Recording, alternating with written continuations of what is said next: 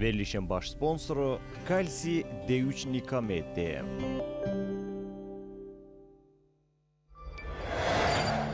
İdman həkimi, fizioterapevt Fərid Səlimovun sponsorluğu ilə Ay Həkim verilişinə baxırsınız.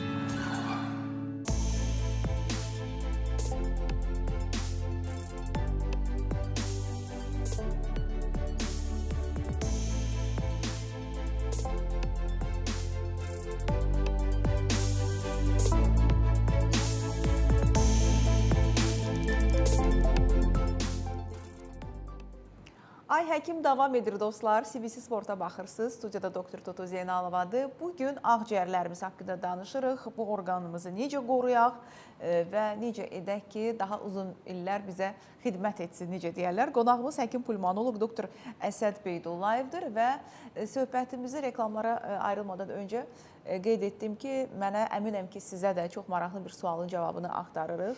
Doktor, siqaret yoxsa qəlyan hansı daha ziyandır? Elə bu sualı illərdir bu cavabını axtarırıq, mübahisə edirik. Bir də düşdü ortaya veyplər, elektron siqaretlər, yəni sanki dərdimiz az idi və bunların PR-ı aparılanda da adi siqaretdən daha zərərsizdir. Kimi fikirlər səsləndi ki, əhali daha çox istifadə etsin. Bu mövzuda istəyərdim sizin fikrinizi bilim. Rast gəldiyiniz xəstəlikləri görək, hansı xəstəliklər müşahidələriniz göstərir ki, artıb və ya gəncləşib. Buyurun, söz sizdədir. Ümumiyyətcə qeyd etmək istərdim ki, insan yaranışı, yəni fizioloji olaraq orqanizm hər hansı bir tüstünün, istənilən bir səbəbdən yaranan tüstünün ağciyərlər çəkilməsinə üçün nəzərdə tutulmayıb.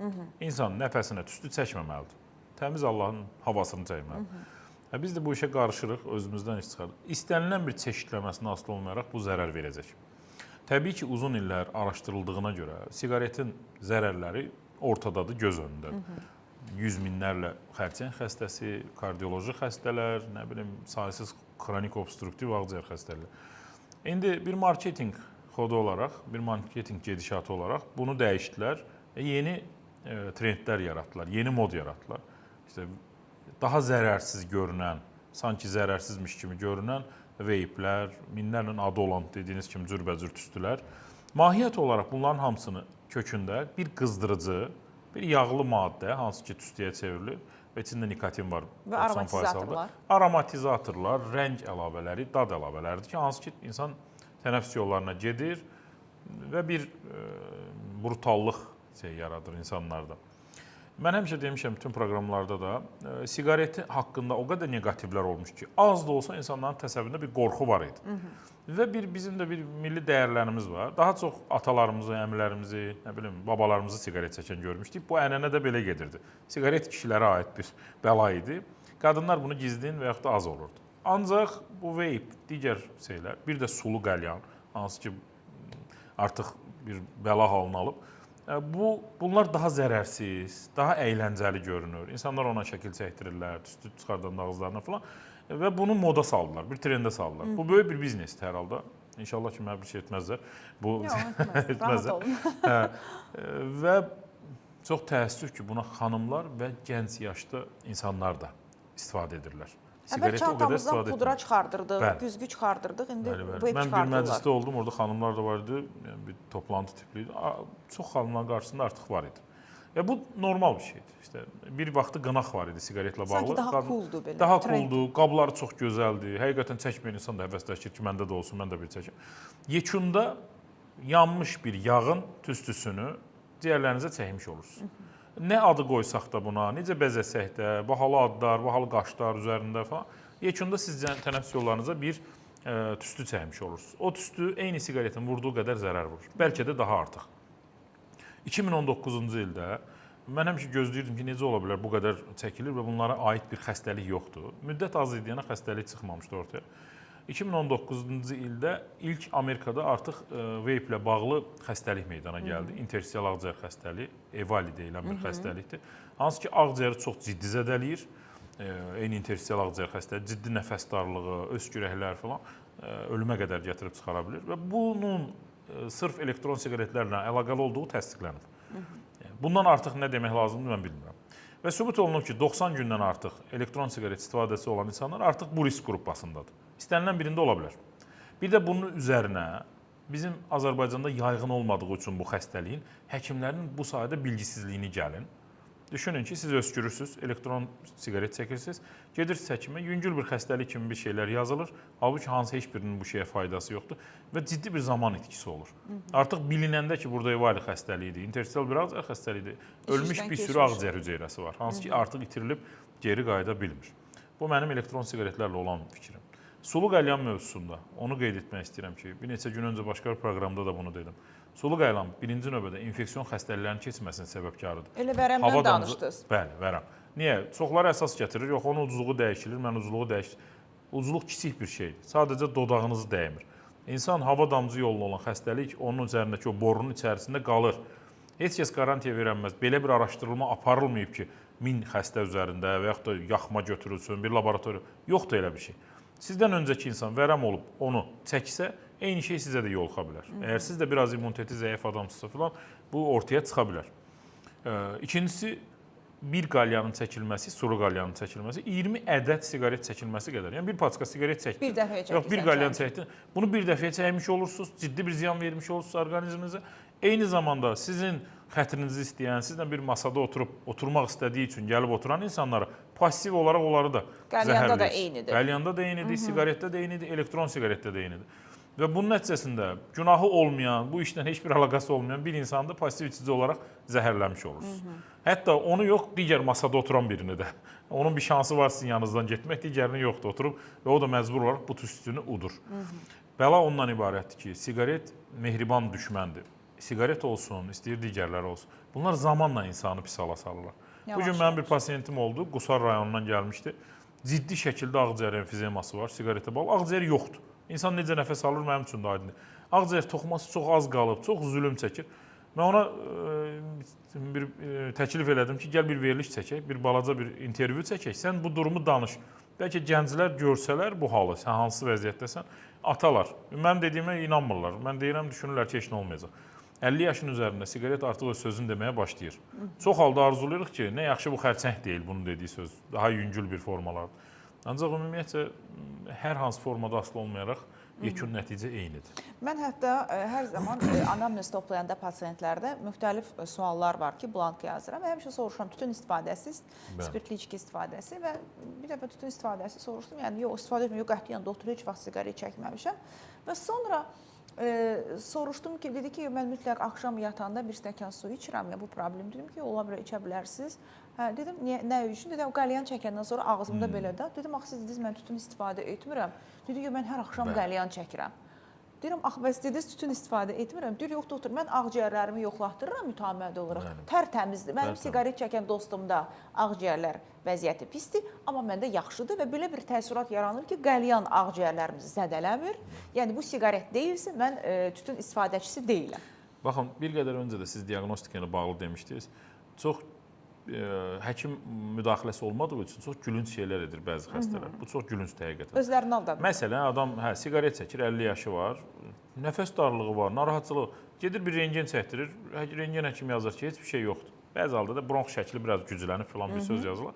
Rahatlaşır. Heç nəyim yoxdur mənim. İnsana izah eləmək olmur ki, ağciyərdə zədələnmələr, əgər bu xərçəng deyilsə, əgər ciddi problem, bu funksional pozulmadır. Funksional pozulmanı spiroqrafiya göstərəcək.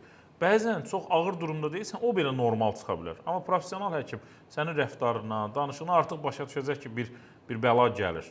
Yəni özlərinə təskinlik vermək üçün, o mehriban dostlarına uzaqlaşmamaq üçün bir rentgen çəkirlər. Təmizdir, doktor yazır təmiz, getdik, davam edirik siqaret çəkməyə.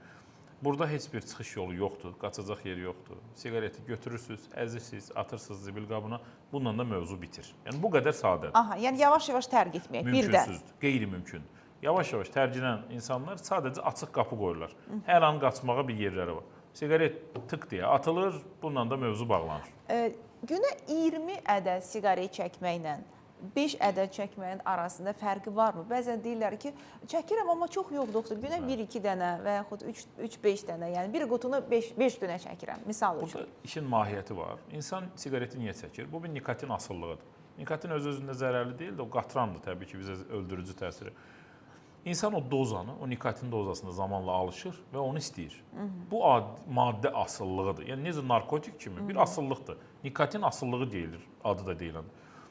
O 20 siqaret çəkən adam, onu belə bəzənə-bəzənə, rahat-rahat, yarıya qədər, bəzilərinin ucundan biraz çəkib çəkirdisə, o 5 siqaretdə o nikotin dozasını almaq üçün onu kötüyünə qədər çəkəcək.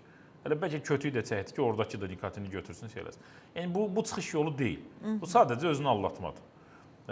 Ancaq dediyim kimi, siqareti atandan sonra yalnız bir həftə çətin devri var. Bir həftə ərzində narahatçılıqlar olur, əsəb ola bilər, yuxusuzluq ola bilər. Amma düşünün ki, ciddi bir xəstəlikdən müalicə alırsınız və siz bu reabilitasiyanı dözüb keçməlisiniz. Bəzən də çox halda belə bir sual verirlər. Bizim qonşu, nə bilim, 80 ildir çəkir, heç nə olmadı. Və yaxud da bəzən bir nəfər xəstə mənə dedi, məntiqi düşüncə olmalıdır burada, başqa bir şey deyil. Dedi ki, bizim qonşu siqareti atdı, atan kimi öldü. Mən də ona görə atmıram. Mən də sual verdim, dedim, tamam, başa düşdüm sən. Niyə atdı siqareti? Yəni, səbəb nə idi onu atmağına? Qan gəlirdi, öskürürdü, qan gəlirdi. Dedim, o ölürmüş zaten. Siqaret atmaq bir bəhanə olub. Atıb ki, güya ki, özünə bir çıxış yolu alsın. Yox, heç bir normal bizim vətəndaşımız bunu sevə-sevə atmır. Çox təəssüf ki, bir şey olmalıdır. Bir də Ramazan ayında, misal üçün, mən həmişə deyirəm ətrafımızda, yəni hamımızın var, ailə üzvlərimizin çəkənlər. Deyirəm, yaxşı, bu 15 saatı, bəzən imsaka da qalxmırsınız, 20 saatı siqaretsiz dözürsünüzsə, deməli, ata bilərsiniz. Amma orucu açan kimi, yəni sudan sonra ilk qaçıb siqaret çəkirlər ki... O qaçmanın səbəbi məhz o nikotin azlığının toplanmasıdır. Biz siqaret asıllığını dəyərləndirəndə də xəstədən soruşuruq. Səhər yuxudan duranda ilk siqareti nə vaxt çəkirsən? Əgər bəzi adamlar siqaret yanında olur yatağın, duran kimi götürür, yandırır, çəkir. Niyə? O bütün gecə ərzində onun bədən o qədər acıb nikotin üçün ki. Baxın, bu narkotik asılısıdır. Bu bir maddə asılısıdır. Ona görə eyni formada da oruç tutanda da insan dözür. O dini inancı ona imkan verir dözməyə iradəsi. Amma açanda artıq çəkməlidir ki, o balansı... Səhərə kimi planı doldurur. Səhərə kimi planı doldurur, bəli. Bir məsələ də var ki, siqareti atandan sonra, bəzən bu biraz mənim sahəmə də girir, gəlirlər ki, niyə, doktor, mən ki, siqareti atdım, mən 20 kilo kökəldim, 25 kilo kökəldim. Bəzi mütəxəssislər deyir ki, siqaretdən, nikotindən çox, yəni nikotin qədər də bu siqareti ağza gətirib kənara çəkmək, bu vərdiş halı alır, əlin bu vəziyyəti və o insanlar o siqaretin dəmi gələndə nəsə götürüb atırlar ağızlarına, bu çərəzlər olur, nə bilim, və yaxud özlərini mükafatlandırırlar deyə kökəlirlər. Yoxsa başqa bir prosesdə? Dad vərdişi və əl vərdişi deyilən bir şey var. İnsan tək siqaret çəkən nikotin vərdişi deyil. Biz onu necə əvəz edirik? Məsələn, nikotin xüsusi yapışqanları var, onlardan veririk, istifadə edirlər, nikotini vermiş oluruq. Eyni zamanda mən tövsiyə edirəm, məsələn, necə suyu tökür stəkana, stəkanı götürür, siqaret çəkirmiş kimi qurtum-qurtum içir, sanki tüstü qullab alırmış ki, o formada və beynini allatmağa çalışır. Eyni zamanda dad vərdişi var. Bunu da əvəz etmək olar, hansısa bir çipsilər, nə bilim, semişka falan, bu istifadə etməklə ki, başı qaçsın. Təsbihdən istifadə etmək olar, əl vərdişini aldatmaq üçün. Yəni, zaten bunlar uzun müddət getməyəcək. 2 həftə, 4 həftə, 5 həftə və bitəcək bu mövzu. Amma düşünün ki, bir insan siqareti atdıqdan 15 il sonra normal bir insanla, çəkməyən insanla xərçəng xəstənin yoluxma şansı eyni yerə gəlir. Yəni, bu gün atılsa 15 iliniz var ki, normaya gələsiniz. Düşünün. Sabah atılsa biraz da o tərəf. Və inandırım sizi ki, öskürəndə qanı görən insan, kompüter tomoqrafiya, rentgen çəkiləndə orada törəmə görülüb, ona törəmə deyən insan, elə türklər demiş, tıpış-tıpış, elə gözəl atır o siqareti, heç yadına da düşmür. Və hamısı da qürurla deyir, doktor, mən artıq atmışam, 3 gündür çəkmirəm, 5 gündür, qanı görəndən sonra çəkmirəm. Bizim rejissorumuz deyir ki, mən 20 ildir çəkmirəm. 20 il çəkmirəm, alqışlayırıq da. Demək ki, insan bacarır, iradəsi var.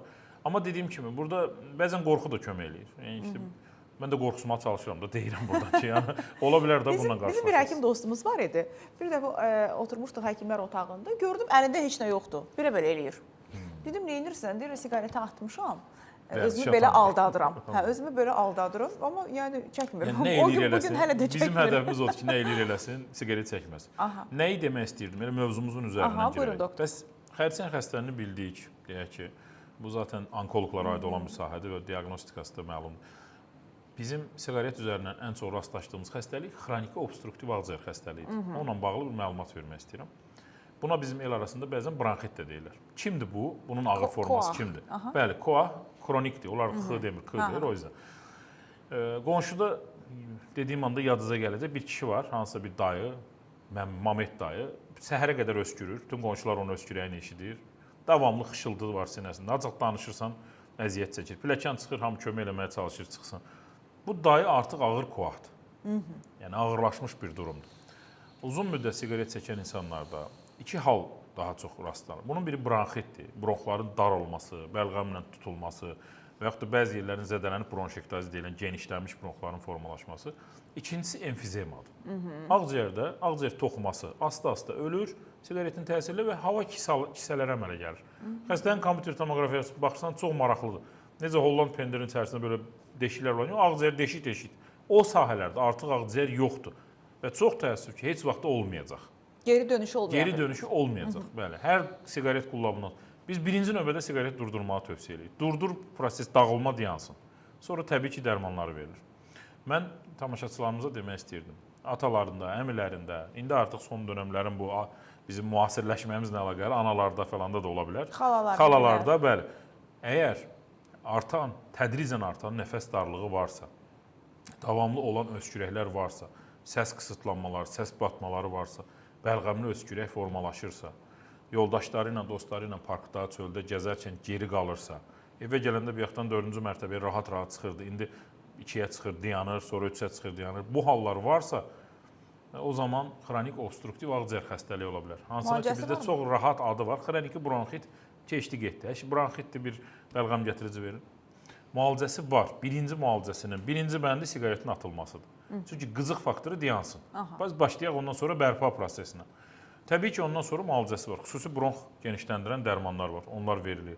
Xəstə spirometriya olunur. Diaqnostikanı dediniz bir qədər öncə, ona qayıdıram. Xəstə spirometriya olunur. Ehtiyac varsa, rentgenda patologiya aşkarlanırsa, kompüter tomoqrafiya olunur. Qan analizləri verilir. Bunun əsasında xəstəyə bir müalicə başlanır.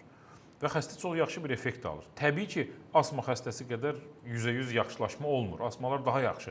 Çünki siqaretdə olan bronx darlığı qalıcıdır. Amma effekt alınır.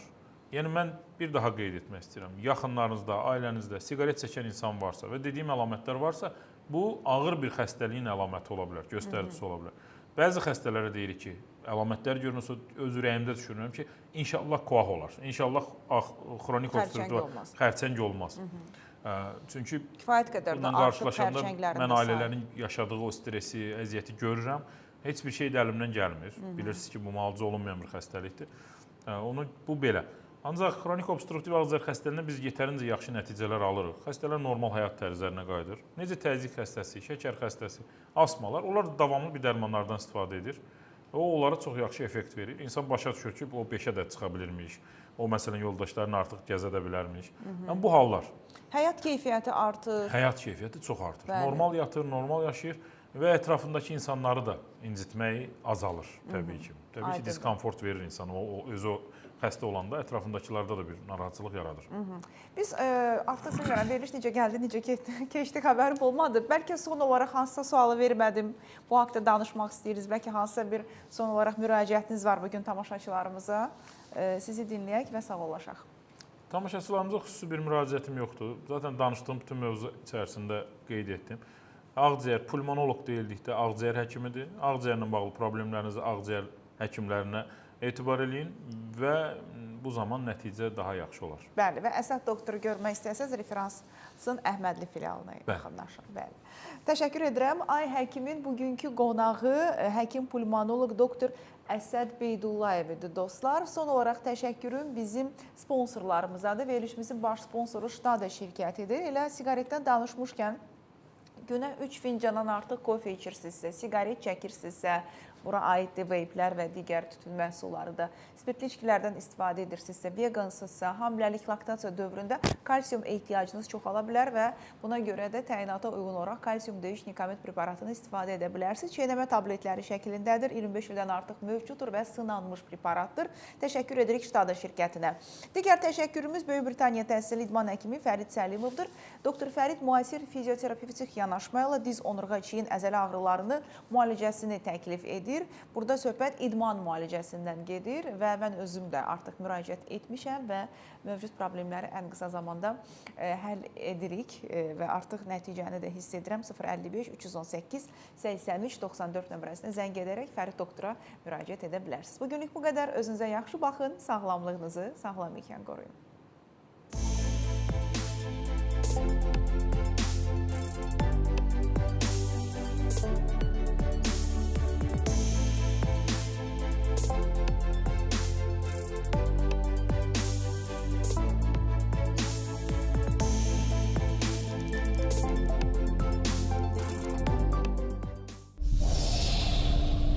Verilişin baş sponsoru Kalsi D3 Nikamed DM.